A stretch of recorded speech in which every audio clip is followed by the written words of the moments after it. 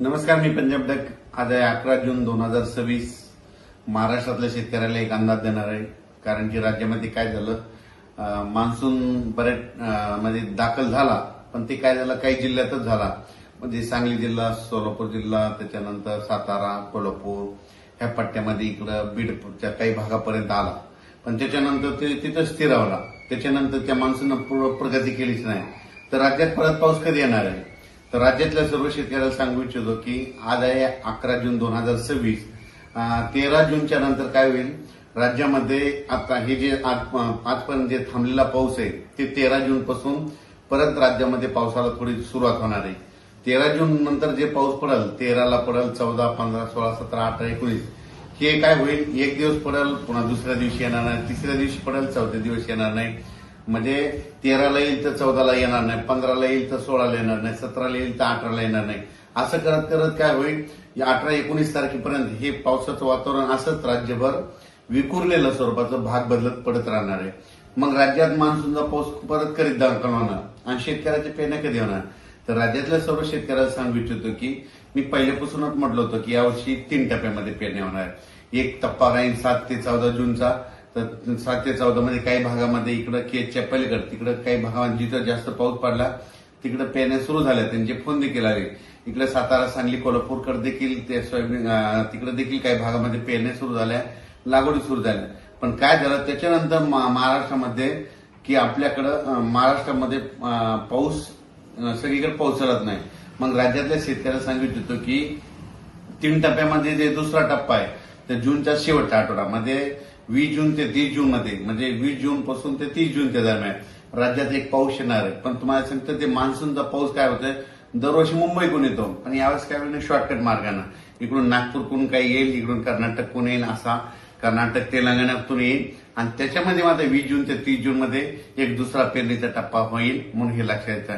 त्याच्यानंतर परत याच्यातून जर काही शेतकरी उरले तर परत एक तिसरा टप्पा पेरणीचा राहणार आहे. आणि त्याच्यामध्ये तुम्हाला सांगतो 10 जुलै ते 15 जुलै, मग त्याच्यामध्ये राहिलेल्या सायलेल्यांच्या सगळ्याच्या पेरण्या त्याच्यामध्ये होतील.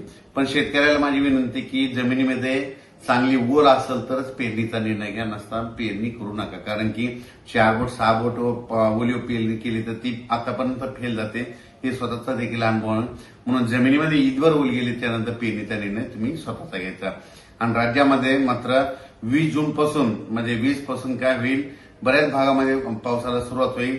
मग ते मान्सूनचाच पाऊस असेल. 20च्या नंतर ते 21, 22, 23 जसं जसं ते जूनच्या शेवटच्या आठवडा येईल तसं मग काही भागामध्ये बऱ्याच ठिकाणी मान्सून दाखल होईल आणि त्याच्यामध्ये देखील एक पेरण्या होतील. आणि त्याच्यामधून जर काही शेतकरी उरले तर 10 जुलै ते 15 जुलैमध्ये पेरण्या होतील, म्हणून हे लक्षात घ्यायचं. आणखीन एक तुम्हाला एक माहिती विशेष सांगतो की बऱ्याच शेतकऱ्याचे फोन आले मला की ते म्हणतात यावर्षी दुष्काळ पडेल का. तुम्हाला सांगतो कालच 7 जून लागला, आणखी 2-3 दिवसच झाले की लगेच काय झालं की तुम्हाला वाटतं की दुष्काळ पडेल. तुम्हाला सांगतो आज आहे 11 जूनला, मी म्हणत असतो ना 11 जूनला दुपारी 12 वाजता आकाशामध्ये जर खळ दिसलं, सूर्याला खळ आलं तर त्यावर्षी पाऊस कमी पडतो, दुष्काळ पडतो. पण आता मी काय केलं, स्वतः बघितलं 11 जूनला दुपारी 12 वाजता कसलं खळ वगैरे पडलं नाही, म्हणून यावर्षी दुष्काळ वगैरे काही पडणार नाही. पेरण्या होणार आहेत, फक्त काय होणार आहे जूनच्या शेवटच्या आठवड्यात होणार आहे, म्हणजे 3 टप्प्यामध्ये होणार आहेत. एक आता 7 ते 14 मध्ये काही भागाच्या सुरू होतील तर ते बऱ्याच ठिकाणी चालू झाल्या. पण त्याच्यानंतर जे दुसरा टप्पा होईल ते 20 जून ते 30 जून मध्ये होईल आणि त्याच्यामधून 7 जुलै ते 14 जुलैच्या दरम्यान तिसरा एक टप्पा राहील, म्हणून हे लक्षात येतं. पण राज्यातल्या सर्व शेतकऱ्यांची पेरणी होणार आहे, घाबरून जाण्याचं कारण नाही. आता बऱ्याच जणांना वाटतं की 7 जून गेला आणि पाऊस नाही आला तर काही चिंता करू नका. तुम्ही तुमची कामं करून घ्या, तुम्ही तुमचं बियाणं व्यवस्थित राहू द्या. कारण की राज्यामध्ये काय होणार 20 तारखेच्या नंतर 20 जूनच्या नंतर जसं 21 येईल तसं पावसाला सुरुवात होईल, 22ला बऱ्याच भागात कव्हर होईल. असं करत करत त्यावेळेस सगळ्या भागामध्ये 20 ते 30 मध्ये पाऊस जाईल आणि महाराष्ट्रातल्या सर्व शेतकऱ्यांच्या पेरण्या होतील. यावर्षी चांगला पाऊस पडणार आहे. मी पहिल्यापासून म्हणत होतो जूनमध्ये थोडा कमी राहील, जुलैमध्ये जास्त पडणार आहे, ऑगस्टला कमी राहील आणि सप्टेंबर ऑक्टोबरमध्ये मात्र परतीचा पाऊस मात्र धुमाकूळ घालणार आहे, म्हणून हे अंदाज सर्व शेतकऱ्यांनी लक्षात घ्यायचा. महाराष्ट्रातला जो दक्षिण भाग आहे तर त्या दक्षिण भागामधल्या म्हणजे इकडे उदगीर, आसाम, तारकळस, इकडे पूर्ण कडला काही भाग, इकडे त्याच्यानंतर केज, अंबाजोगाई त्या परिसरात, इकडे मग सांगली, सातारा त्या परिसरात बऱ्याच ठिकाणच्या पेरण्या झाल्या.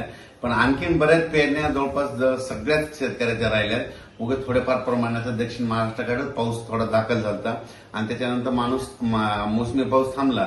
त्याच्यानंतर आता काय होईल, या 13 तारखेपासून बऱ्याच भागामध्ये पाऊस पडेल, ते पण सगळीकडे पडणार नाही. सर्वात महत्वाचं नंतर सगळ्याला तर आशा आहे की आमच्या सगळ्या गावाला पाऊस यावा. हे पाऊस 13 पासून जे येणार आहे ते मात्र सगळीकडे पडणार नाही. 13 जून ते 18-19 जून पर्यंत असाच एक दिवस येईल, एक दिवस नाही येणार, पुन्हा 2 दिवस नाही येणार, एक दिवस येईल, असंच राहणार आहे. मात्र 20 जूनच्या नंतर मग परत महाराष्ट्रामध्ये चांगलं मोसमी पाऊस सक्रिय होईल आणि शेतकऱ्याच्या पेरण्या होतील. म्हणून हा अंदाज सर्व शेतकऱ्यांना लक्षात यायच्या. सगळ्यांच्याच पेरण्या होणार आहेत, दुष्काळ वगैरे काही पडणार नाही. जूनच्या अखेर जवळपास महाराष्ट्रातल्या बऱ्याच जणांच्या पेरण्या लागतील.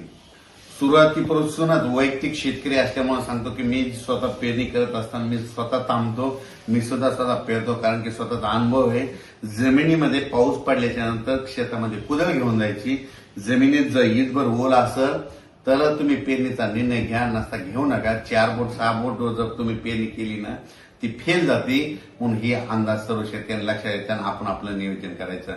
पण दुष्काळ वगैरे मात्र काही पडणार नाही, म्हणून ही अंदाज सर्व शेतकऱ्यांना लक्षात घ्यायचा.